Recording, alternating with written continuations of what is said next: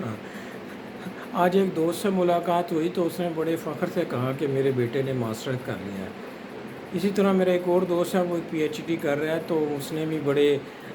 حکمانہ انداز میں بتایا کہ وہ پی ایچ ڈی کر رہا ہے اور کچھ دنوں کی بات ہے۔ بڑی اچھی بات ہے، علم حاصل کرنے میں تو کوئی برائی نہیں ہے۔ علم جو ہے وہ انسان کو روشنی فراہم کرتا ہے اور دانش مندی دیتا ہے، لیکن ایک بات ہمیں ذہن نشین کر لینی چاہیے، یا ہمیں اس بات کو جاننا چاہیے کہ دنیا کے تمام علوم کا جو ہیڈ آفس ہے وہ قرآن شریف ہے۔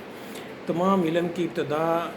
اللہ کی روحانی کتابوں سے شروع ہوتی ہے اور انہی پر اختتام ہوتی ہے، اور یہ جو علم ہے یہ نبیوں کی میراث ہے، اور ہمیں یہ علم قرآن شریف کے ذریعے مسلمانوں کو ٹرانسفر کیا گیا ہے، یعنی کہ انسانوں کی فلاح اور خوشحالی کا راز قرآن شریف میں جو ہے وہ پوشیدہ ہے۔ اگر ہم قرآن شریف پڑھتے ہیں اور اس کو سمجھتے نہیں ہیں تو یہ ہماری غفلت ہے۔ اگر آپ کی زبان عربی نہیں ہے تو آپ کو قرآن شریف کسی بھی زبان میں، انگریزی زبان میں، فارسی میں،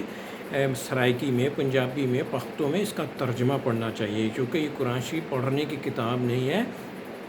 یہ ہدایت کی کتاب ہے۔ یہ اللہ کی طرف سے انسانوں کی فلاح کے لیے اللہ تعالیٰ نے ہمیں تحفے میں دی ہے، اور اگر جو ہم اس پر فالو کریں گے، اس کا عمل کریں گے، اس کو سمجھیں گے، تو انسان کی صحت، تندرستی، اس کا روزگار، اس کی ترقی، اس کی حکمرانی، ساری چیزیں اس کے لیے آسان ہو جائیں گی، اور انسان کا جو ہمارا جو معاشرہ ہے یہ ایک بہترین اور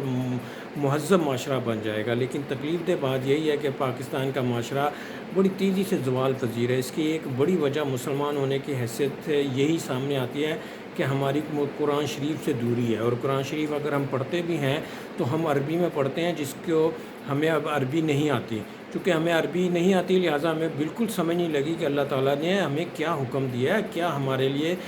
قرآن شریف میں راز پوشیدہ ہے۔ لیکن جب ہم قرآن شریف کو ترجمے کے ساتھ پڑھتے ہیں تو یقینی طور پہ ہمیں اللہ کی ہدایت اور اپنی کامیابی کے تمام گر، اور دنیا کیوں بنائی گئی، پیغمبر آئے، کون کون سے پیغمبر آئے، انہوں نے کیا کیا تکلیفیں اور صورتیں برداشت کی، اللہ تعالیٰ نے کیا کس چیز کو منع کیا، کس چیز کو حلال و حرام قرار دیا، یہ تمام چیزیں آپ کو بڑی آسانی کے ساتھ قرآن شریف میں رہنمائی کے لیے آپ کو مل جائیں گی۔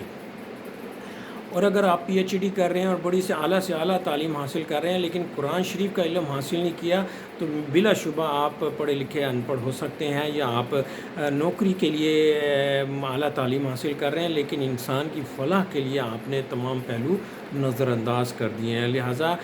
ضرورت اس امر کی ہے کہ ہم قرآن شریف کے ترجمے سے پڑھیں اور اس سے ہدایت حاصل کریں، اور اپنے بچوں کو اور اپنے خاندان کے تمام لوگوں کو اس کا ترجمہ پڑھنے کی تلقین کریں اور اس کو فالو کریں۔ جب کوئی ترجمہ پڑھے گا تو اسے سکون بھی ملے گا اور خوشحالی بھی ملے گی، علم بھی ملے گا، اور جو انسان چاہتا ہے، بلا شبہ قرآن شریف میں ہی بات درج ہے کہ جو انسان چاہتا ہے اور جس کی وہ کوشش کرے گا اللہ اسے عطا کر دیں گے، اور جب اللہ عطا کر دیں گے تو یقینی طور پہ آپ کی زندگی باغ و بہار ہو جائے گی۔